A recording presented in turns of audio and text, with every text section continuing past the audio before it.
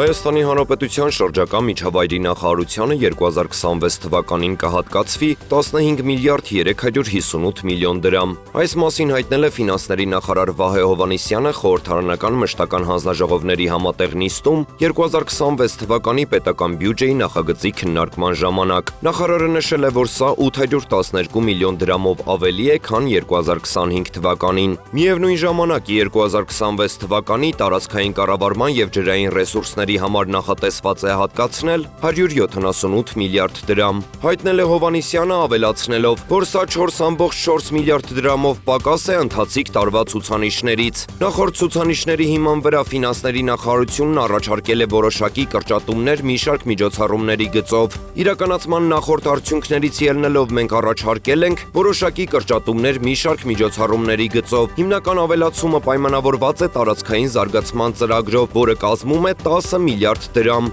նշել է գերատեսչության ղեկավարը։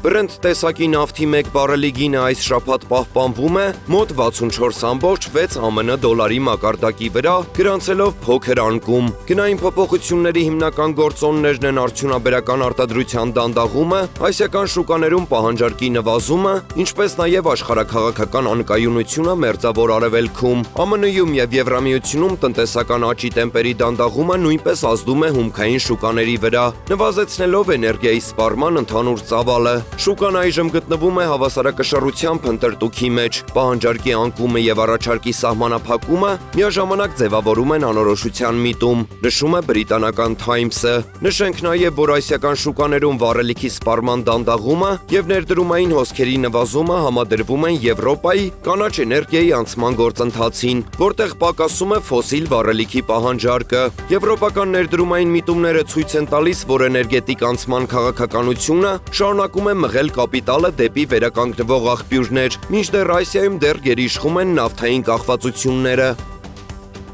Մենք 1 միլիարդ դրամ ենք հատկացրել կենսաբանական բազմազանության կոնվենցիայի կողմերի համաժողովը Հայաստանում անցկացնելու համար։ Այս մասին հայտնել է ֆինանսների նախարար Վահե Հովհաննիսյանը խորհրդարանական մշտական հանձնաժողովների համատեղ նիստում 2026 թվականի հոկտեմբերին պետական բյուջեի նախագծի քննարկման ժամանակ։ Այնուամենայնիվ, ինչպես նշել է նախարարը, միջոցառումը հյուրընկալելու համար կպահանջվեն զգալիորեն ավելի շատ միջոցներ։ Այս գումարը պահուստային ֆոնդում է եւ մենք այդ հատկացումները կկատարենք 1 տարվա ընթացքում, երբ բոլոր մանրամասները պարզ լինեն, նշել է Հովհաննիսյանը։ Կենսաբանական բազմազանության կոնվենցիայի կողմերի 17-րդ համաժողովը կանցկացվի Հայաստանում 2026 թվականի հոկտեմբերի 18-ից 30-ը։